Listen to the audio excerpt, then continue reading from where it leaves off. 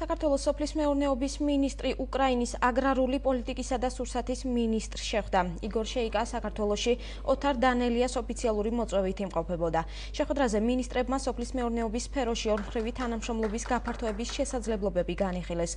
უკრაინის აგრარული პოლიტიკისა და სურსათის მინისტრის საქართველოში ვიზიტის ერთ-ერთ მთავარ მიზანს წარმოადგენდა თანამშრომლობის ისეთი მექანიზმების შემუშავება, რომელიც მეტ სტიმულს მისცემს ქართველ და უკრაინელ ბიზნესმენებს და შესაძლებელს გახდის თანამშრომლობის მზარდი დინამიკის შენარჩუნებას. ჩემი კოლეგის უკრაინის სოფლის მეურნეობის მინისტრის ვიზიტი გახლავთ, ძირითადი მიზეზი იქნება შეხვედრის ბატონ იგორ შოიკას ხელმძღვანელობით ჩამოსული დელეგაცია, რომელზეც ჩვენ უკვე გვქონდა შინაარსიანი შეხვედრა. ეს გახლავთ ბიზნეს ფორუმი, სადაც ქართველ და უკრაინელ ბიზნესმენებს ეძლევა შესაძლებლობა შეხვდნენ დაცული კონტაქტები და ამბავი ურთიერთობა და ბუნებრივია, როგორც ქართული, ისე უკრაინული სახელმწიფოები ამ პროცესს შეუწყობენ. У нас есть сегодня бизнес. უკრაინელ და ქართულ ხალხს უპირველესად მეგობრობა აერთიანებს.